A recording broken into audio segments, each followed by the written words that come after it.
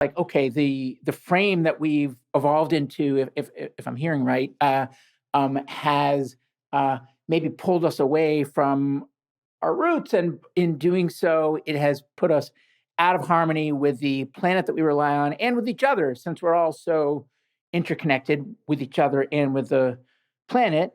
And so, when we look at solutions, we can't just work within the context of the mode we're in now as a species. We need to look at shifting that mode. Otherwise, it'll just be more of the same. Did I get that right? Yeah, and I think there's a risk, right, that, that we potentially figure out ways to turn down the dial, turn down the quantity of greenhouse gases in the atmosphere, but we don't actually create a more just or life-giving future. Um, and we need to be to bring in some language from Dr. Beth Sawin. We need to be multi-solving, right, the crises that we're grappling with, and the many ways that we are out of step with life. One of which is the parts per million problem. And so the narrative, for example, that says we have 12 years to live or we're all going to die, and there's a cliff, and we're going to go off the cliff, and this is an emergency. How does that resonate with you? And by the way, there was some embellishment in there. Just to be clear, I don't know that that's quite the narrative, it is kind of the gist of some elements of the climate community really latch on to that as like a hard cliff. And I'm just curious how you think about that, and if you would describe the where we are as an emergency.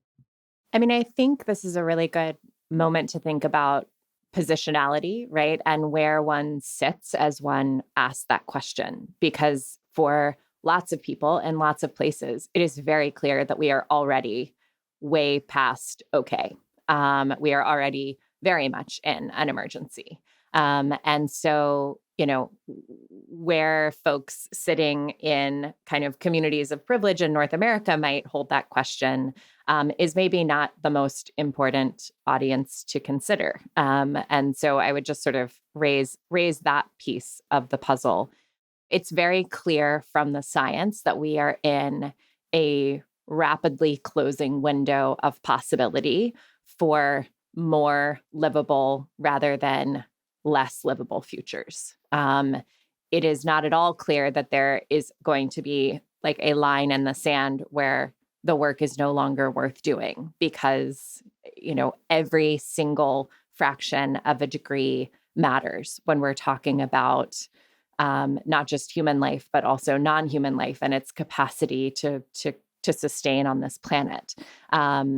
So I think we would all be wise to adopt the perspective of there is an opening that we are lucky enough to live within in this moment. And we'd better do our damnedest to use the time that we have in that opening to the best possible effect for the sort of largest amounts of life and benefit possible.